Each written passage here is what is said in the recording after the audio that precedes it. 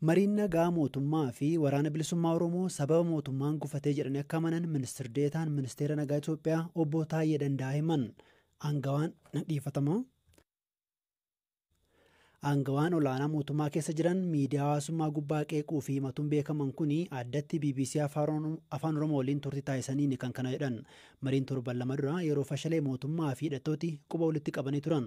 Marii nagaa ministeera haqaa osoo hin taane nuti hirmaachuu qabaa kan jedhan miseensi caffee Oromiyaa kun waraanni gidaamitti hin furre sulultaatti furmaata hin fidu jechuunis dubbataniiru. Maatii olaanaa haala Oromiyaa keessa jiru akkatti hubatan gaafachuun eegale. Bakka baay'ee waraanni jira. Waraana keessa maaltu jiraachuu akka danda'u immoo namoonni beeka jechuudha. Namni nagaa bahee galuu hin danda'u mirga wanni jedhan hin jiru. Ammoo gamaa gamanaa wal ajjeesus obboleeyyanuma. Obboleeyyan kaleessa wajjin qabsoo godhee jijjiirama fidee torra immoo wal ajjeesu jira.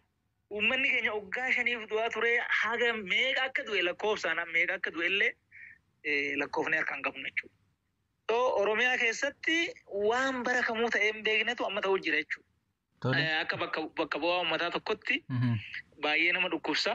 Madaan isaa baay'ee gaffagoodha. Mariin mootummaa Itoophiyaa fi waraana bilisummaa Oromoo gidduutti Taanzaaniyaatti marsaa jalqabaallee marsaa lammaffaallee tureera. Maaliif hin hirmaanne ministeera nagaan ilaallatu ture dhimmi kun? Dhimma nageenyaa seerri nuuf kenne labsiin lakkoofsi 1263 muraa 2014 dhimmi nageenyaa himaammanni isaa maal isaa nu laallata jechuudha. Haa ta'u immoo namni hirmaate ministeera haqaati. Ministeera haqaa mariin nageenyaa hin laallata ka jedhu hin qabu. Maal jennaan yoo amma abbaan tokko waan irratti waliigale kana boru dide namni silaa dubbii kana seeran laalu ministeeruma haqaati. Ofii dhattee marii nagaa gootee teechee deebitee immoo boru akkamitti ija seeratiin abbaa balleessee himachuu dandeenya. Hirmaannaa kana silaa nutu dhaquu qaba. Ministeera nageenyaati nuyi. Kan Piriitooriyaas hin dhanne, kan Daree Salaamis hin dhanne, quba hin qabnu hin dhageenye. Kana eenyutu godhaa maaliif akka godhu hin beeknu jechuudha. Kun sirriidhas jennee immoo naman. Mariin kun marsaa lama taa'amee marsaa lamaanuu bu'aa hagas mara waliigaltee irra gaame hin jiru. Mariin kun akka waliigaltee irra hin geenyee fi maaltu sababa ta'e jettu isin rakkoon isaa maali jettanii ibsitu? Dubbiin kun bakka hin taane nun baasuu karaa nagaa fixannuu jedhamee erga daandiin jalqabame booda akka wanni kun gufatu ka godhe mootummaa dheeree namana jechuudha. Mootummaan keessa jiru kana. Sababni isaa immoo sababa lama. Tokkoffaa mootummaan an keessa jiru kun ani mataan kiyya jaallan keenya kabiraa wajjin rakkoo keessa jirraa teenyee mari'annee furmaata goona jedhee anuu namni wajjin jiru irra deddeebiin kadhannaan mariidhaaf banaa miti manni. Marii qajeeltoo irratti hundaa'e waan rakkoo hiiku ka dhugaa irratti hundaa'e waan akkanaa kana gochuun hin barbaadamu. Nama waliin dhaanii gogowwomsaniituma darbuutu barbaadama. Tokko amala kana qabu mootummaan kiyya kun. Tole. Lammaffaa immoo namichi amma marroo waraana gaara jiru warra waboo hoogganu kuni qilleensa mootummaan to'atu keessatti bakka dubbiin kun haa dhumu yoo mootummaan illee na dhaye haa du'u jedhee riiskii fudhatetti gaara keessaa bahee xayyaaraan Taanzaaniyaa deema. Kuni kutannoo agarsiisa natti. Tole. Haa ta'u garuu bariituu mariin Taanzaaniyaatti eegalame jedhamee garana ololatu oofamuu eegale jechuudha. Shanee balleessinee jirraa, absaa jirraa ha jedhu ololli ni eegale. Ololli eegaluu qofa odoo hin ta'in waraanni bakka jiru hunda waan dur hin jirretu kanaa deebi'ee waraana waggaa 5 hin dhumin yeroo marii san keessatti fixuudhaaf dhamaatiin godhame jechuudha. Kuni gama tokkoon kana yoo laalu ani mootummaan dubbichi akka mariidhaan dhumu waan barbaade natti hin fakkaatu. Walajjecha obboleeyyanii ka duraan ta'eefis ka ergasii as ta'aa jiruufis wanni natti akeeku numa bira rakkoon jiraa jedhee namana jechuudha. Akka qaama biyya bulchaa jirutti isin badii kana keessaa hagam qulqulluudha akka hooggansa olaanaa biyya kanaa taatanitti. Rakkoo ga'e kanaaf anillee irraa qulqulluudha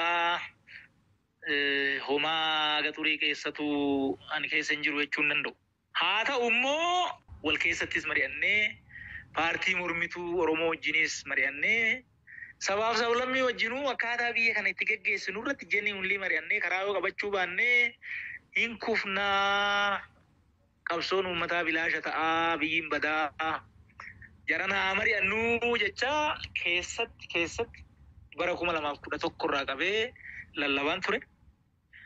Kana namni miseensa koree giddu galeessaa ODP ta'e hunduu beeka. Rakkoon kun akka hiikkatuuf waan humni kee danda'ee bakka hin danda'etti gochaan ture jechuudha. Gaaffii kana kanan isin gaafadhee tarii haalota Oromiyaa keessatti deemu haala siyaasaa jiru irratti karaa miidiyaa hawaasummaa keessanii hin barreessitanii mootummuma yookaan paartiidhuma keessa jirtan kana hin qeeqxanii tarii obbo Taayyeen gaafatama seenaa jalaa obbaasuuf of bilisa baasuudhaaf barreessu namooti jedhan waan jiraniif isin gaafadhe. Of bilisa baasuuf wanni jedhu bishaan hin fuudhu. Ani kaleessa waggaa 10 hidhaa ture. Anamma bakka biyyi badetti bakka uummanni badetti bilisummaan kophaa hin qabaadhu eessa jira bilisa baasuuf hin jedhu. Kan biraa egaa mariin kun fashalaa'ee booda tarii mootummaan ibsa baasee ture keessumattuu mootummaan naannoo Oromiyaa waraana marii dide kanaa fi humnaan dadhabsiisnee dirqamsiisnee gara mariititti deebisnaa ka jedhu waraanaan rakkoo kana gara furuutti kan akeeku wayii ibsa bahee ture tarii rakkoon kun ammallee mootummaan waraanaan furuudhaaf yaada waan qabu kan akeeku furmaatii dhufuu danda'a gama waraanaatiin. Gama waraanaan ittiin furmaanni hin jiru. Akki keessa deemnee itti dhufnillee furmaanni waraanaan hin dhufa ka jedhu han akeeku miti.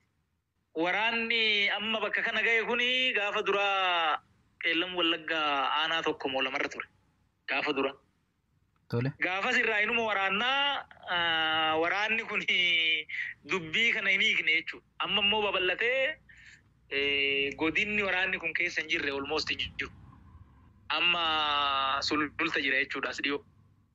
Angidaamitti waraanneen ittisin bakka kanarraa waraannee ittisnaa jedhamee wanni yaadamu baay'ee noofu. Garanarraayis obboleeyyantu du'aa gara sirraanis obboleeyyantu du'aa jedduutti uummata dararamaa wal mo'achuun dhibuu danda'a.